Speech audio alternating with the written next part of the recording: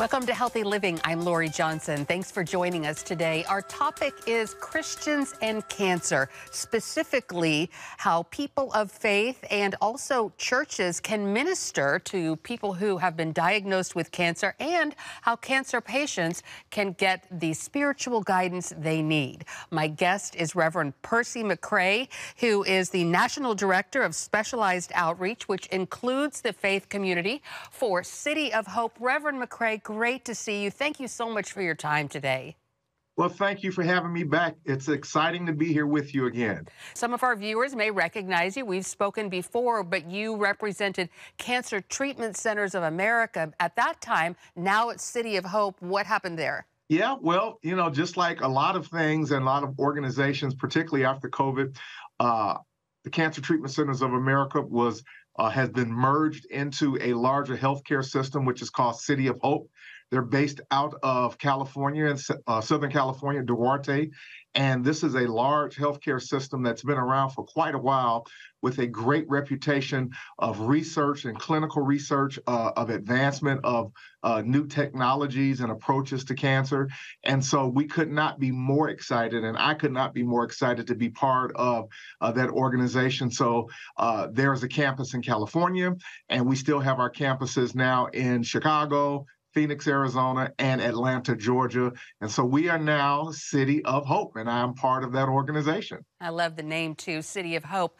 And I have actually visited some of your hospitals before, and they treat specifically cancer patients. And faith is a huge part of the City of Hope. And that's sort of what you head up, is how you minister to cancer patients, people who are receiving cancer treatment. Yeah, indeed. As we know, and much data and research suggests that people who have some sort of abiding faith or a sense of spirituality also utilize that as a mechanism, as a supportive mechanism, while undergoing the rigors of cancer treatment and the effects that can take place mental, emotional, and physical. And so at City of Hope, just as at Cancer Treatment Centers of America, the organization is faith-friendly, not faith-based. And I think it's important to make that distinction, that anyone of any faith orientation who walks through the front door, that their faith orientation will be respected, supported, and nurtured accordingly as they work through the process and the rigors of treatment, in being more hopeful and expecting good things to take place, and allow their faith and their spirituality to be healthy and amalgamated with regard to their medical treatment and care. You've been approached from people who have a Christian faith and say, I'm struggling because some of my caregivers, the doctors, nurses, whoever, don't have a Christian faith. And really, it's difficult for me to talk to them about it. And my faith is part of my healing. Can you address this issue? Well, now going on close to 3 decades of serving and supporting cancer patients from a faith-based perspective, what I have learned, and what is very important to understand, that when someone has a specific religious or spiritual orientation, and in this particular case, the audience that we're speaking to are Christians, that when you go into the healthcare system, I think it's very important for everyone to be reminded of the fact that members of your healthcare team may not share your religious or spiritual orientation. And so with that being said, how does one navigate that when spirituality and faith is important to them? Number one, remember, at our organization and at most organizations, that there is someone who is staffed inside of the facility who will be able to respond to you accordingly with regard to your spiritual needs, a chaplain, a spiritual support person, etc. But we're talking specifically now about maybe your doctor, your care team. And I think that it's important. I've written a free downloadable resource that helps kind of talk through this. And I've discussed this on my podcast, Health, Hope, and Inspiration. And you can find that on healthhopeandinspiration.com. Is first, approach your medical care team and respectfully have a conversation with your physician and ask them, would they be willing to have a conversation with you about the importance and the value of your spiritual orientation and your faith belief system. And by and large, most doctors will sit down and have that discussion because they understand and know, particularly this generation of doctors, that spirituality and faith is very important to people who are undergoing the rigors of cancer and treatment. And then from there begin to introduce or dialogue around the idea, would it be okay maybe if we can pray together if you're open to that? And or inquire about their sense of spirituality and is it important to them, to see if you can begin to align with them accordingly around, if nothing else, the idea that spirituality and faith is something that matters to you as a patient, and that it would be important if you could be supported through that process accordingly while you're undergoing your medical treatment. So again, have a very respectful and healthy dialogue and broach your physician around the idea of how does faith and spirituality matter to them, and can we make sure that that's part of your treatment journey and process as you're undergoing that entire segment of being in their care and in their purview. You used to be an actual hospital chaplain, correct? For 18 years, I sat at the bedside of patients and I held their hands.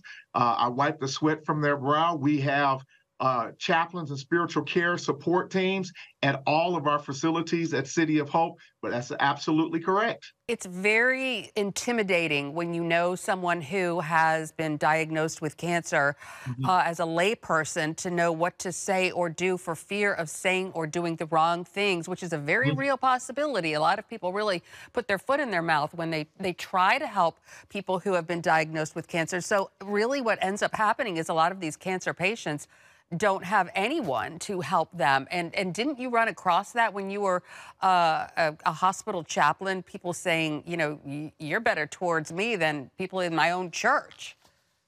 Yeah, I have experienced that, unfortunately. And what happens is that because of the fear of the unknown, and I think that we really have made great strides, in the last decade or so around conversing about cancer. But historically, there are still many people who are so fearful of the conversation and not knowing what to say or what to do, that then cancer patients can feel isolated. And I have experienced supporting cancer patients within their own local church that at times they felt like that no one really wanted to approach them or say anything to them and begin to walk around them and kind of talk around them. And that is the last thing that any cancer patient wants, particularly one that is sitting inside of a congregation and a fellowship.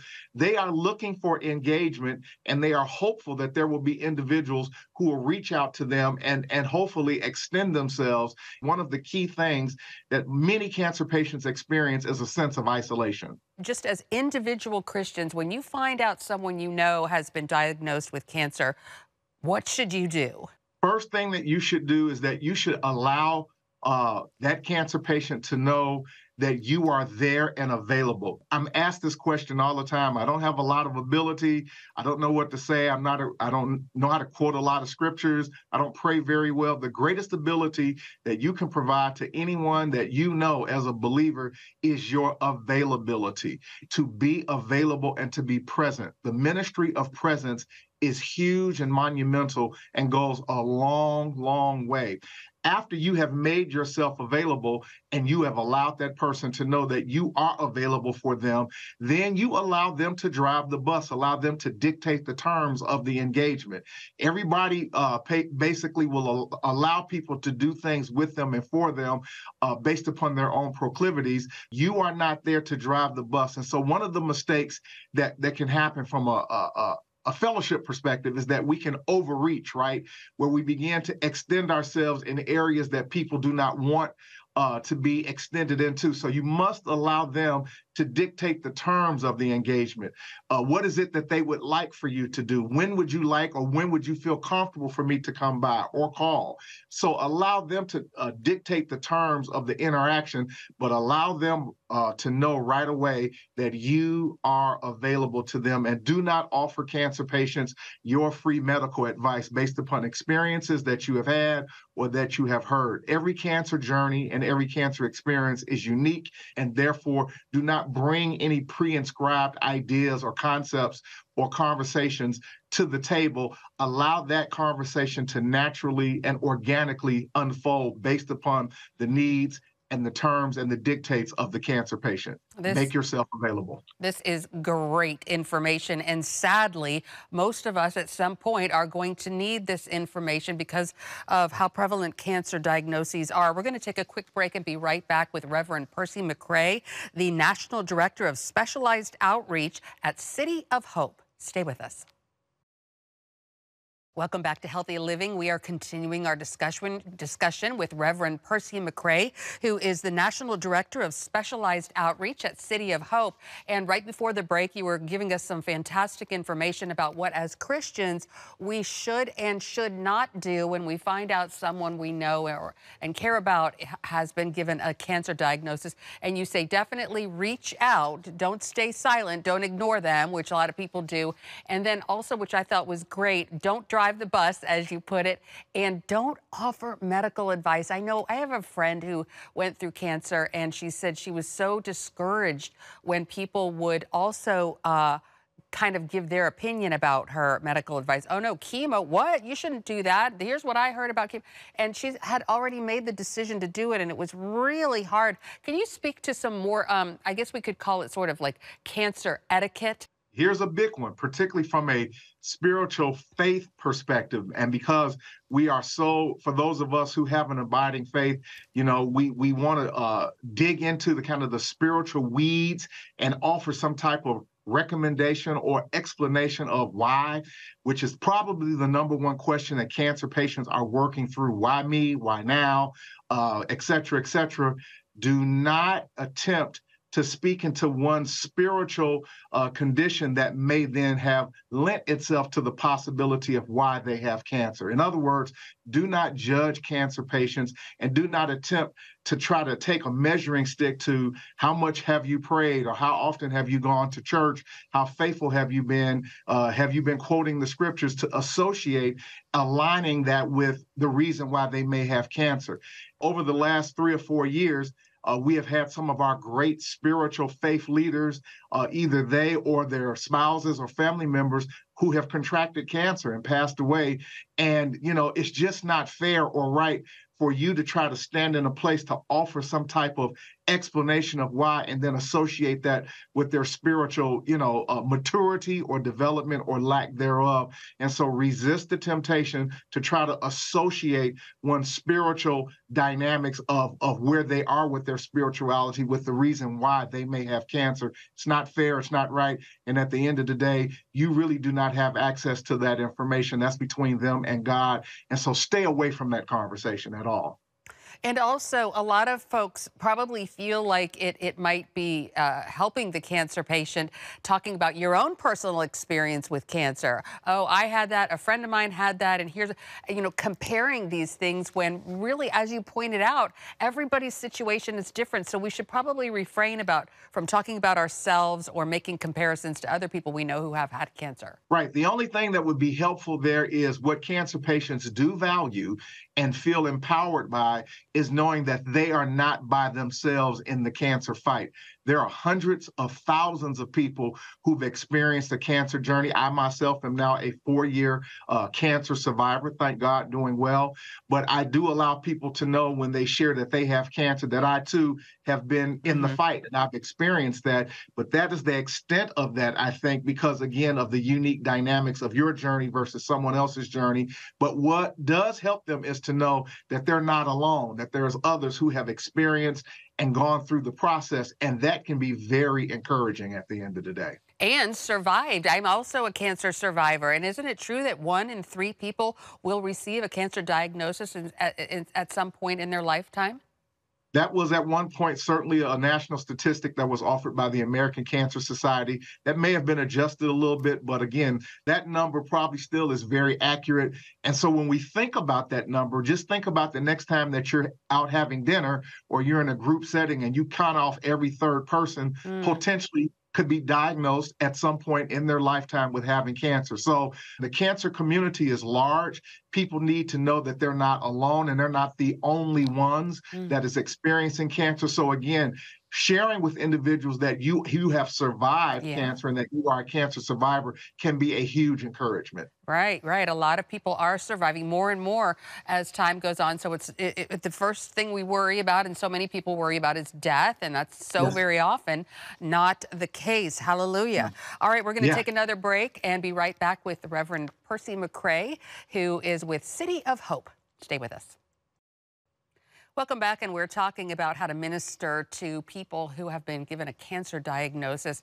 Reverend Percy McCray is my guest, and boy, you gave us some fantastic information, some good tips about how we as individual Christians can help those who we know who have gotten this very sometimes scary diagnosis. So talk about how actual churches can establish ministries within their congregation for their members who have gotten a cancer diagnosis. Well, as alluded earlier by you in our opening segment, one of the things that every local congregation should consider very seriously is starting a cancer care ministry or a healthcare ministry. One of the areas that every church, every local congregation, and every pastor at some point has to address is providing support to members of the local church with regard to dealing with issues of sickness and disease. As a matter of fact, prior to COVID, cancer was probably the #1 prayer request that was made by members of congregations to say, listen, please pray for us, our family, and so on and so forth. What we have done at City of Hope is that we began almost 21 years ago a free program called Our Journey of Hope, and it is a free cancer care leadership training program. And what the program is designed to do is to equip anyone of any size congregation, large or small, the nuts and bolts and the tools of how to start a cancer care ministry inside of your local church so that you understand what you can do, what you can say, and how to be proactive with anyone inside of your local church. And so again, how many patients have I prayed with and for who said that they love their local congregation, but they had no support inside of their local church with regard to dealing with cancer. And so this program, ourjourneyofhope.com, and that's the website. You can register free online to go attend a virtual training, will equip your local church to start a cancer care ministry tomorrow, and that you would be able to recruit members of your congregation, begin to encourage them and train them on how to be responsive to anyone inside of the four walls and outside of your four walls of your local church if they are dealing with an issue of cancer that mentally, emotionally, physically, and spiritually, you can then provide for those needs accordingly and be available to them right away. Because we know people who have been given a cancer diagnosis need prayer.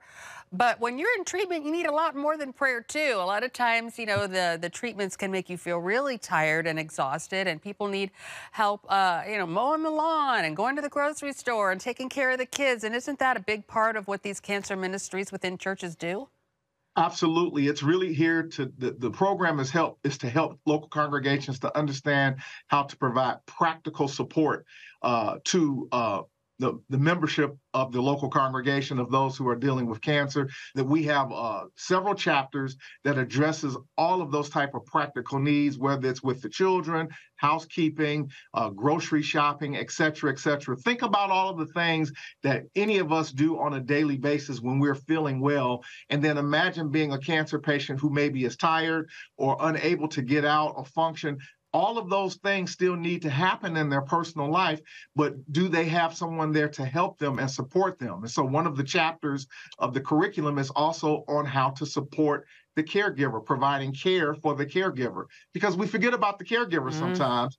And the caregiver is a vital, important part of any cancer journey of any cancer patient. So again, practically understanding the things that can be done from a faith-based perspective to those who are dealing with cancer or their caregivers on a practical, everyday level. Our Journey of Hope. It is fantastic, and it is free. That is wonderful, too. And yeah, you mean so many cancer patients live alone. They don't have a support system, Right. or some cancer patients do have a support system, but hey, those people have full-time jobs and are really busy as it is, and they need help too. So it's a lot of need is there, definitely. All right, we're going to take one final break and be right back with Rev Percy McRae with City of Hope. Stay tuned. Welcome back. We're talking with Rev Percy McRae about how to minister to cancer patients. And you said that these cancer ministries within churches also reach out to the community, people who may not have a faith. But boy, if there's something that might make you start questioning, it's a cancer diagnosis, right? That is absolutely correct. And so one of the beautiful things of this program is that a cancer care ministry can also become an evangelistic tool that can be offered to members outside of your local church in the community. Think about someone who may be asking questions and pondering about their faith and spirituality as a result of having cancer, but they're not part of a church or a fellowship, but they live right around the corner or down the street from a church that is promoting, talking about and welcoming anyone from the community who is dealing with cancer, and that we have a free support program or ministry inside of our church that you would be welcome to attend. You give an opportunity to meet their needs, as we have been instructed to do, that when we do this to the least of them, we have done it unto Christ himself. And that's part of taking care of the sick. And then possibly you bring people into your fold that then they may hear and sense something from the gospel's perspective that then may spiritually change their lives, and that they may become a member of your local congregation. So it's a great, well-rounded way to attend to the needs of those outside of the four walls of your local church in the community. Well, unfortunately, we're out of time. Wanted to give you an opportunity one more time to mention the website, the podcast, and other ways people can find out more about you and this mission. If you're interested in free cancer care training for your local church or faith community, please go to ourjourneyofhope.com. ourjourneyofhope.com, and you can register free online. Also, I do have a weekly podcast entitled Health, Hope, and Inspiration, where I'm interviewing cancer patients, caregivers, doctors, clinicians, and we're talking about cancer, and we're talking about the impact of cancer. And you can reach that show on healthhopeandinspiration.com. healthhopeandinspiration.com. We have about 400,000 subscribers who listens to it on a weekly basis, and I would love to have you become part of the healthhopeandinspiration.com family. Well, thank you, Reverend McRae, and it's great to see you. Thank you so much for your time, and most importantly, for your wonderful work. Thank you, Lori. Bless you. Likewise, bless you. And thanks to you for joining us for this edition of Healthy Living. I'm Lori Johnson, and we'll see you again next week.